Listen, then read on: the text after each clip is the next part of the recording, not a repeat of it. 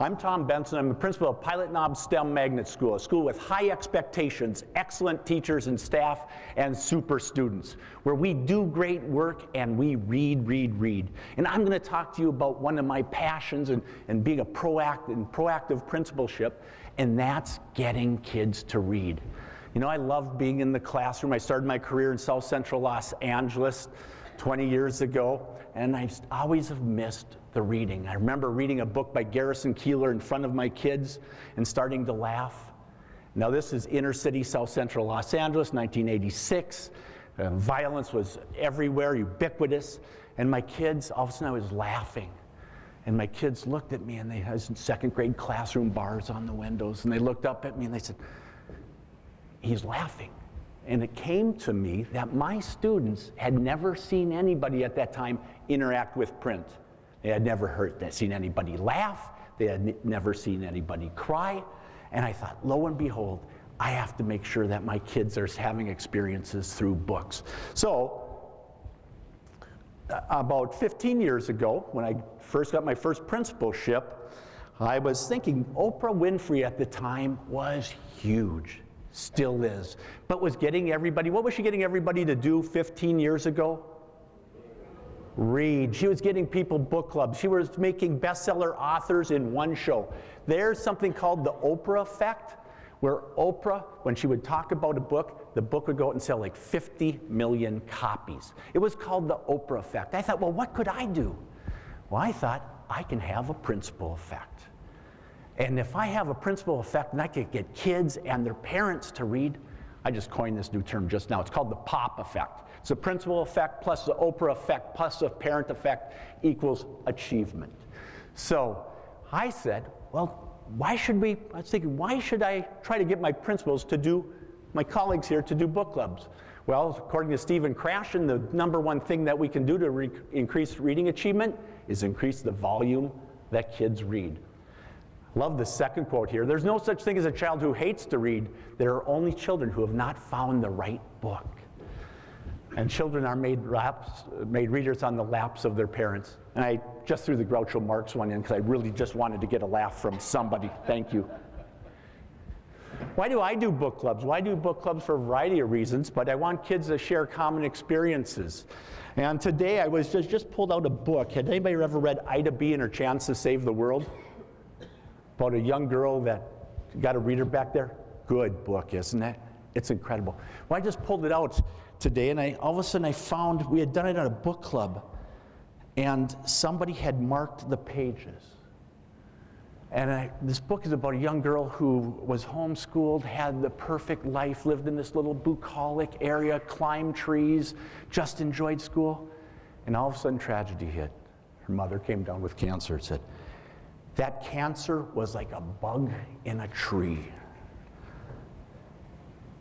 After Mama's treatments, our house would get as quiet as a library with only grown-ups in it.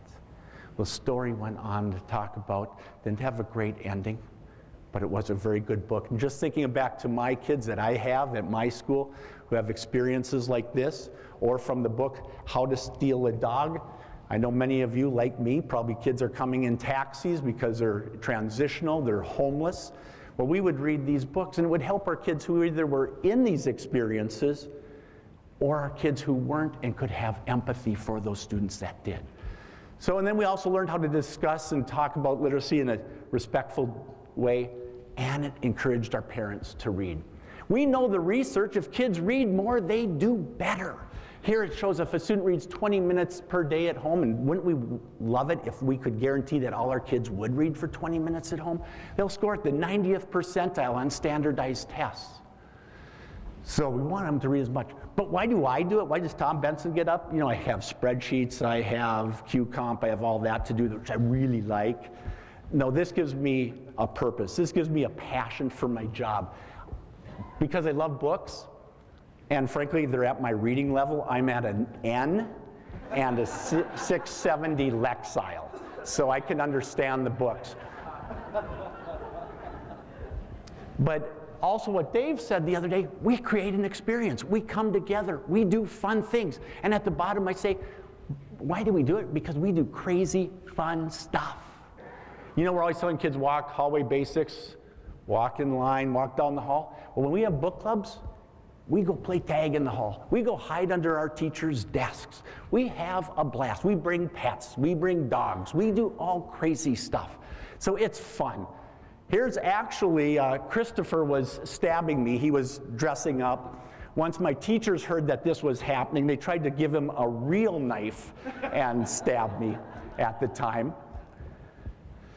So some of the activities, what we do is I'll buy a bunch of books for the school or using our Target grant, and we'll come together and we'll send the books home with parents, advertise through all of our means. Then we'll come back and we'll talk about these books. Some of the things we'll do, we'll build spaceships from the book Star Jumper. We'll have a punt, pass, and kick contest from Football Genius. We'll play tag in the library from the book Punished. Who's read the book Punished? Ooh, lots. Good. Great book, a lot of fun. Create superhero costumes like Ordinary Boy. And our old standby, Frog and Toad are friends. What we do there is we'll hide a bunch of buttons throughout. I get this from my kindergarten teachers. They have a bunch of the buttons, and we'll hide them in the room. So then the kids can go and find the buttons. Then we'll come back and we'll sort them by colors, by buttonholes, by shapes. We'll have a blast. Then we'll also have the students, because one of the stories in there is about a letter, right? And Toad or Frog wanted a letter. Then we'll send letters out to grandparents or parents or loved ones. And I still have one, because my children used to come to my book club. Mr. Litwin knows my kids. Thank you, St. Paul teachers and principals for doing such a great job. I still have it on my refrigerator from where my daughter Nicole sent me a letter saying, Dad, I love you. Some of the books that we've read, as I know I'm getting down on time, quite a few. I have them in a box over here. I'll show them to you. Some are fantastic, deep, high-quality literature, and others are just plain fun. Here's a little gal, and we were reading the book Star Jumper. We're a STEM school, so we said, well, let's build stuff. It's kind of makerspace, pre-makerspace. This was 8 years ago, but we still do it. We've read a book. Many of your schools are like mine. We have students from all over the world. One of the book, Home of the Brave, was about a Sudanese student coming to the United States. Well, we happened to have a Sudanese teacher, so she could talk about her experience and the immigrant experience. Right now, I would highly recommend Scraps of Time. Abby Takes a Stand, February. The civil rights movement, really important things that are happening today. I'd also like to share one of the things that our kids have said about it. They love the activities. One student, raging ADHD, said, surprisingly enough, I like sitting in a circle and talking about books and experiences. I had one girl one day, Molly, I remember. We're all adults. We've read this book together. It was about a bully. Where kids are just coming up with these great ideas about the story. And then this little Molly, who was a kindergarten student at the time, said, Mr. Benson, I don't think the bully had enough love. And we all kind of looked at each other like, how did we miss it? And out of the mouth of babes.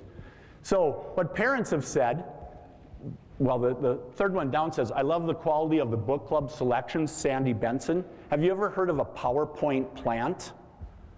No, that's a new term. That's my wife, so that's... Yeah, come on. Did you not get it the first time? All right.